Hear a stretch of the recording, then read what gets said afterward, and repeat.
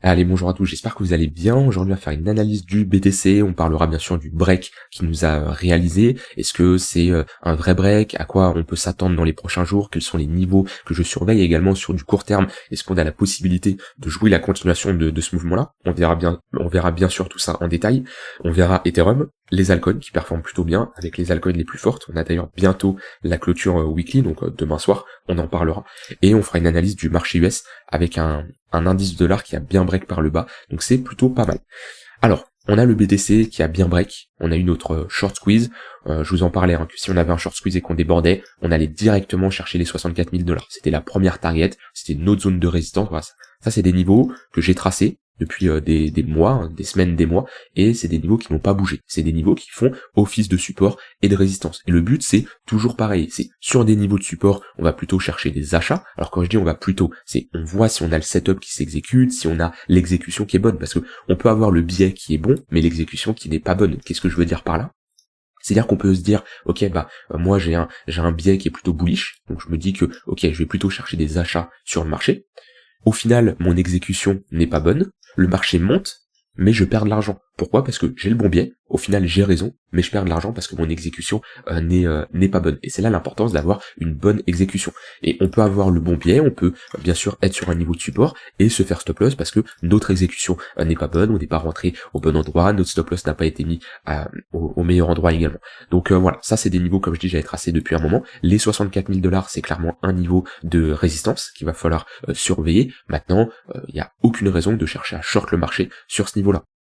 On a un momentum qui est bullish, on a une bonne impulsion, même sur les unités de temps inférieures, on a un bon flux qui est haussier, on n'a aucun signe de retournement, on a une tendance qui est haussière, vaut mieux jouer la continuation de notre tendance. Mais en tout cas, ce que fait le BTC là, c'est pas mal. On a validé ici un W daily, donc on repasse dans une dynamique haussière en daily. Alors oui, on est dans un range, sauf qu'ici on n'est plus dans un range daily, on va être dans un range 3 jours, voire même weekly, et à l'intérieur d'un range, on peut avoir une tendance. On voit bien que là, on avait plutôt une tendance qui était baissière, avec des creux des sommets de plus en plus bas. On a inversé notre dynamique, avec ici des creux des sommets de plus en plus haut, et ici on a refait une dynamique baissière. On voit bien M-top, structure de top de marché, retournement, etc. etc. Donc oui, à l'intérieur d'un range, on peut avoir comme ça des phases de retournement de marché et une tendance qui est haussière. Un range, c'est pas spécialement que ça, d'accord. Bien sûr qu'on a des tendances à l'intérieur de notre range. Donc c'est plutôt pas mal ce que nous fait le BTC. Pour moi, en général, quand on fait une déviation comme ça, on a de grandes chances d'aller chercher l'extrémité opposée. On a eu ici une déviation réintégration, on a été chercher l'extrémité opposée. Ici, on a eu une déviation réintégration, on a presque été chercher l'extrémité opposée. À nouveau ici, on a une prise de liquidité, réintégration. Pour moi, le marché a la capacité d'aller chercher tous ces sommets-là qui n'ont jamais été cherchés. Donc là, on a pas mal de liquidité. Et honnêtement, là, on a eu un petit short squeeze. Si on fait à nouveau un short squeeze et qu'on déborde et qu'on va chercher les 73 000, 74 000 $, on peut selon moi rapidement avoir un short squeeze beaucoup plus important qu'on a eu ici et faire une bougie de plus 10, plus 15%, aller chercher des 80 000, 90 000 $. Moi personnellement, ça ne me surprendrait pas. Maintenant, on n'en y est pas encore. Le but, ce n'est pas d'anticiper ce que le marché va faire, c'est vraiment de réagir avec les informations qu'on a sous les yeux. Donc là pour le moment, moi qu'est-ce que j'en pense du marché? Eh ben oui, on a une bonne tendance qui est haussière, on voit bien que on repasse au-dessus des moyennes mobiles, là où je vous disais qu'on était un peu dans une phase de cafouillage, on avait des moyennes mobiles qui étaient plates, c'était un peu compliqué pour la continuation de tendance. Bah là c'est plutôt pas mal. On voit bien, on a un 15 minutes qui crosse le 4 heures à la baisse, un 1 heure qui crosse également le 4 heures à la baisse, le 4 heures qui va peut-être repasser au-dessus du tunnel daily. Là ça nous montre qu'on a une tendance qui est en cours.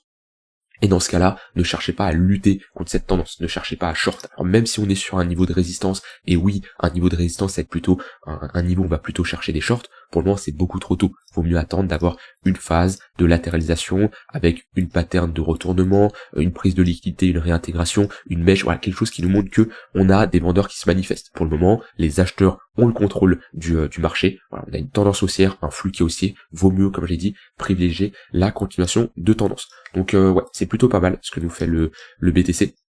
Même j'avais vu d'un point de vue inflow sur les ETF, on a des inflows qui sont positives. Donc ça c'est plutôt pas mal. On voit que si on fait un peu de chartisme, on a une pattern de retournement au niveau des inflows. Donc on voit qu'on a un peu la redemande au niveau des institutions. Alors c'est pas que les institutions, mais ce que je veux dire c'est au niveau des ETF, voilà, on va les appeler comme ça, au niveau des ETF, voilà, on a de l'entrée d'argent, on a des inflows, donc on peut avoir un intérêt. Ce qui est plutôt pas mal. On a ils sont où mes fundings? Ils sont là. On va faire des spreads. On a toujours des spreads qui sont négatifs, donc ce qui nous montre que on n'a pas spécialement de FOMO sur le marché actuellement.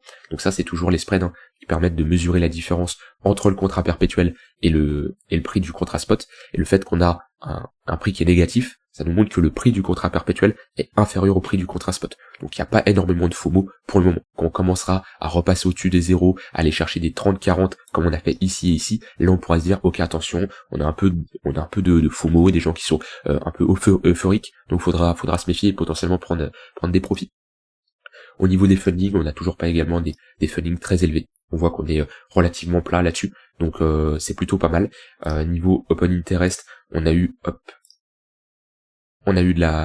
une petite baisse de l'open interest, c'est normal, on a liquidé du monde. On voit bien que là, on a des liquidations short, vu qu'on a été prendre tous ces stop loss, donc automatiquement on a de la fermeture de position. Maintenant, on n'a pas liquidé énormément de monde, il n'y a pas non plus une grosse baisse comme on a eu ici. Bon, après là, c'est des longues, il y a des pics de liquidation qui étaient beaucoup plus importants.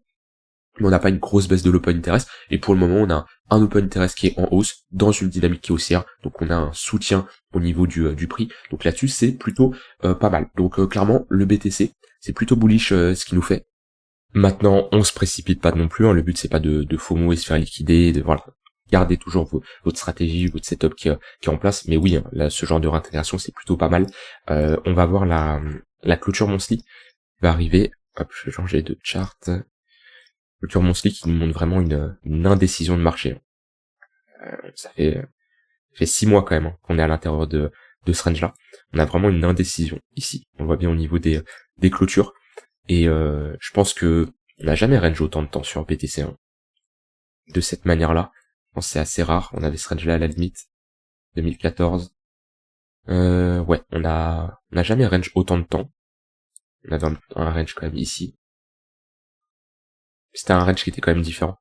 Et je pense que lorsqu'on aura un vrai break, que ça soit à la hausse ou à la baisse, il y aura vraiment un vrai mouvement. Parce que ce genre on compresse quand même. Alors on compresse, mais surtout on accumule beaucoup de sommets ici. Et on liquide les longues, mais on liquide très peu les shorts. Et le jour où on liquidera les shorts, on peut s'attendre clairement à un mouvement. Alors je ne sais pas quand ça va se passer. Mon but c'est pas de timer le marché, personne peut savoir ce qui va se passer. Mais ouais, quand on commencera à déborder ici, je pense qu'on peut aller clairement vite. Après voilà, c'est plutôt pas mal d'avoir retesté ici les 0,382 pour ceux qui utilisent Fibonacci. Tant que les 0,382 tiennent, on est toujours tout simplement dans une dynamique qui est haussière et on peut viser de faire des nouveaux sommets. De la même manière, ici je crois qu'on avait revisité les 0,382. À ce niveau-là, au début je peux prendre cette bougie-là, on fait un nouveau sommet, on a les 0,382 qui tiennent, très bien, 0,382 qui tient, on peut décaler notre Fibo à chaque sommet pour voir quel niveau de retracement ça nous donne. Tant que ces 0,382 là tiennent, on aura de grandes chances d'avoir une continuation. Le jour où on les perd, là on peut s'attendre à un retracement un peu plus profond, 0,5 de retracement, voire 0,518 de Fibo. Donc voilà, sur du long terme, sur BTC, c'est plutôt pas mal ce qu'il nous fait. Sur du court terme, là, sur de l'intraday, je vais prendre cette charte là. J'ai pas eu de setup moi depuis mon trade que j'ai clôturé sur Ether, que je vous avais montré d'ailleurs. Trade que j'ai clôturé sur Ethereum, on en reparlera juste après. Ouais, sur l'intraday, j'ai pas eu de setup, que ce soit sur BTC ou les altcoins. On a quand même une bonne dynamique qui est haussière. Si on a des pullbacks, par exemple, aujourd'hui, qu'on vient chercher cette zone-là, au niveau des 63 100 $, ça peut être une bonne zone pour chercher des achats. J'aurai une bonne confluence avec le tunnel 15 minutes et le point pivot daily. Donc voilà, on voit que pour le moment, c'est le tunnel 5 minutes qui lead la tendance. Si on le perd, qu'on vient chercher ce niveau-là, qu'on a quelque chose comme ça, ça peut être une bonne zone pour chercher des achats, pour viser des nouveaux sommets. Donc c'est un peu ma zone d'intérêt du jour que je vais surveiller sur BTC. Après au niveau des autres cryptos, on verra après, mais j'ai pas eu de setup qui s'est enclenché. Donc voilà, de mon côté là-dessus sur BTC, dans tous les cas, je vous ferai bien sûr des updates. Ça fait plaisir de retrouver un peu de volatilité de marché. Je pense que septembre, octobre, ça va bien bouger avec les annonces qui arrivent, avec le pivot de la Fed, la baisse des taux d'intérêt, on a les élections présidentielles. Puis retour de la volatilité du mois de septembre, octobre, même si on a eu un mois d'août quand même avec une bonne volatilité. Mais voilà, je pense que septembre ça risque de bouger, donc on aura de quoi trader, on aura on aura des mouvements avec une bonne amplitude, on aura de quoi faire. Là-dessus, je m'inquiète pas. Maintenant, c'est pas parce qu'on a énormément de volatilité que ça y est, ça va être plus simple, que le trading ça va être facile, absolument pas. Toujours avoir votre bonne gestion de risque avec votre stratégie, votre plan, et pas faire n'importe quoi. Mais voilà, comme je dis, ce que fait le BTC là, c'est plutôt pas mal. Alors, au niveau d'Ether. Alors, Ether, qui est toujours un peu plus bearish que le BTC, même si il nous fait un rebond assez correct hier, on a fait un plus 5%. Il reste globalement plus bearish, hein. On n'a pas réintégré encore ce gros niveau. Et ici, les 2009, 2008, on est dans le tunnel 4 heures. Donc voilà, et même, on n'a même pas break le range par le haut. On est sur un haut de range.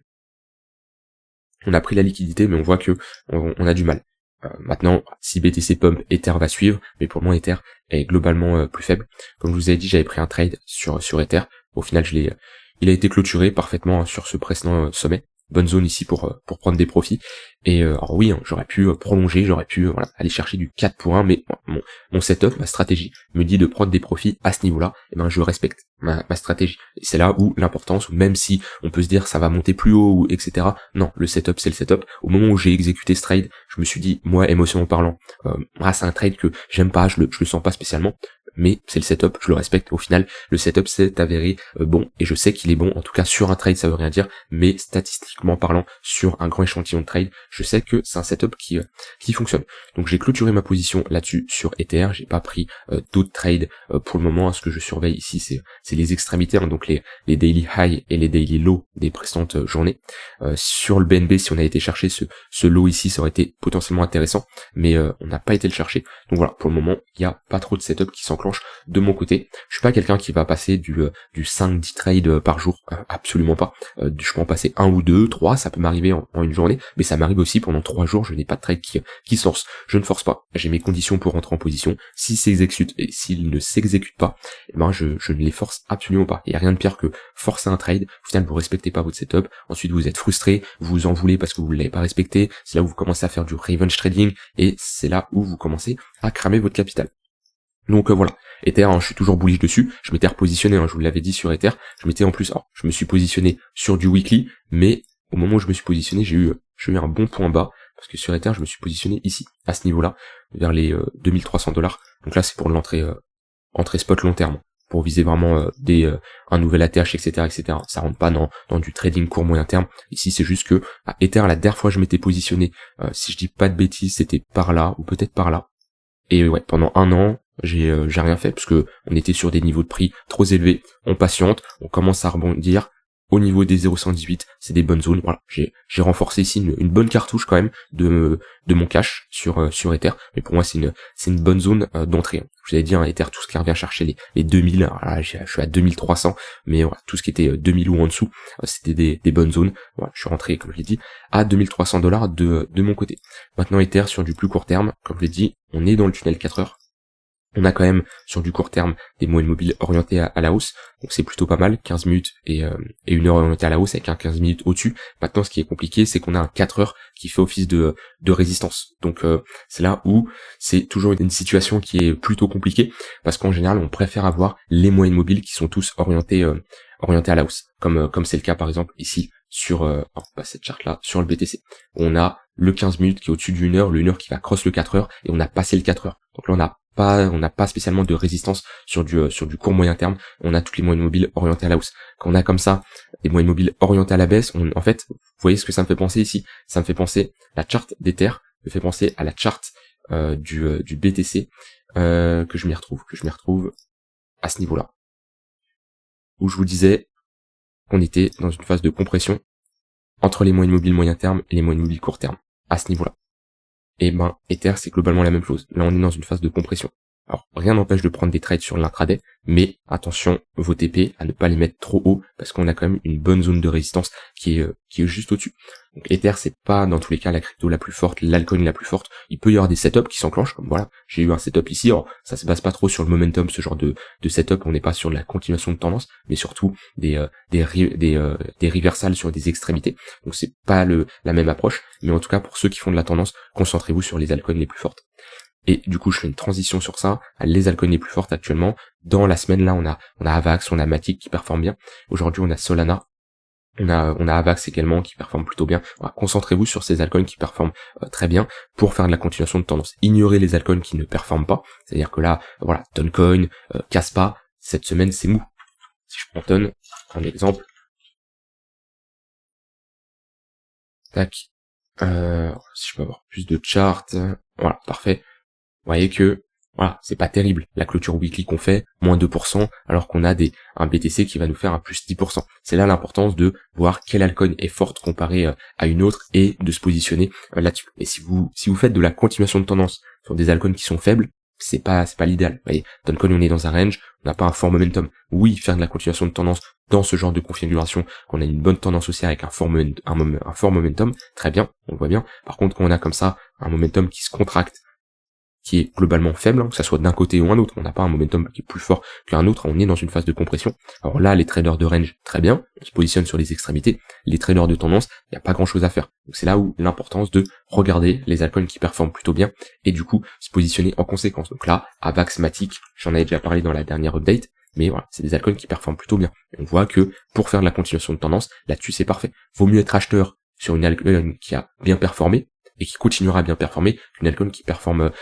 pas très bien. On vous dit souvent, acheter bas, revendre haut, ok, là-dessus je suis d'accord, mais vous pouvez très bien acheter haut pour revendre encore plus haut, d'accord. Donc ne tombez pas dans ce principe de vouloir absolument acheter le bottom. Après ça dépend, si comme ça vous tradez les reversals, donc là oui, je vais pas me positionner sur la continuation de tendance, parce que mon but c'est de me positionner sur une extrémité basse après une réaction, ou si vous tradez la continuation de tendance, où là dans ce cas-là, très bien, vous avez un fort momentum et vous attendez un repli dans un niveau que vous estimez intéressant pour vous positionner. Donc Avax, on a Matic, pareil, voilà, Matic, la charte est plutôt pas mal. Hop. C'est dommage qu'on n'a pas un point pivot daily qui soit bien au milieu du tunnel 15 minutes, mais on voit bien que là, pour de la continuation de tendance, c'est plutôt pas mal. Alors oui, on est dans un range, mais un range resté par une dynamique haussière, plus de chances de break par le haut. Moi ici, je chercherai plutôt des achats pour viser une continuation de notre tendance sur Matic. Là, on est dans une phase de compression, mais c'est classique, ce genre de range. Après un fort pump, pour moi, plus de chances d'avoir un prolongement de notre tendance par le haut. Plus on a des W sur le MACD, c'est plutôt pas mal. Si on pouvait break ce niveau-là, ce serait également excellent pour viser la continuation de tendance. Mais on voit bien que le tunnel 15 minutes fait bien office de support. Donc voilà, Matic, Avax les plus fortes, et on va regarder NIR également qui performe bien. Ah, NIR également, on n'a même pas de pullback dans le tunnel 15 minutes. Alors si on revient aujourd'hui chercher ce niveau-là, c'est une bonne zone au niveau du point pivot daily, tunnel 15 minutes. Si on a un pullback, bonne zone de localisation. Mais voilà, pareil, ça pour de la continuation de tendance, c'est plutôt pas mal. Par contre, on s'approche quand même d'un niveau de résistance qu'il va falloir surveiller en confluence là avec cette zone d'un point de vue action du prix de résistance et le tunnel daily vers les chiffrons psychologiques également. Ouais, il y a un gros niveau là sur NIR quand même. Il va falloir faire attention vers les $5. Ça peut être une bonne zone pour prendre des profits éventuellement sur des personnes qui sont positionnées sur le bottom. On est quand même sur un plus 40%, ça peut faire office de TP partiel, et également à surveiller si on a un affaiblissement dans cette zone-là. Alors bien sûr, si on la transperce et qu'on pull back, c'est une bonne zone d'achat. Par contre, si on voit qu'on commence à consolider à l'intérieur, on s'épuise, on a des prises de liquidité, réintégration, attention, on peut s'attendre à une réaction vendeuse. Voilà pour le marché des cryptos. Marché des cryptos qui performe plutôt bien, comme je dis, ça fait plaisir d'avoir un BTC qui reprend des couleurs. Maintenant, c'est pas le moment où il faut s'emballer, il faut commencer à FOMO, à all-in, d'accord. Respectez toujours votre plan. Maintenant, peut-être qu'il y en a qui se disent j'aurais aimé me positionner au mois d'août lorsqu'on a été chercher les $48,000. Bah, oui, mais très bien, mais pourquoi tu l'as pas fait? Est-ce que c'est parce que tu avais tes niveaux qui étaient tracés, mais tu ne t'es pas positionné parce que émotionnellement parlant, t'étais paralysé? Ça, c'est juste que t'as un travail à faire sur au niveau de tes émotions. Peut-être que t'as trop d'argent qui est engagé dans le marché, et du coup ça t'a impacté cette baisse, tu n'as pas pu te positionner. Voilà, il peut y avoir comme ça différents biais psychologiques qui t'empêchent de réagir. Maintenant, ouais, il y a toujours des altcoins qui n'ont pas super bien performé, où on peut potentiellement se positionner. Maintenant, attention, si cette altcoin n'a pas performé, on peut potentiellement se poser des questions sur pourquoi elle n'a pas performé alors qu'on avait un BTC et des altcoins qui ont plutôt bien réagi. Donc voilà, pour moi en tout cas, c'est plutôt bullish ce que nous fait le BTC, et à surveiller la clôture déjà la clôture weekly, ça serait bien de clôturer au-dessus de ce niveau-là, la clôture monthly également, et ce début de septembre bien sûr, va falloir être très prudent et se méfier de la volatilité.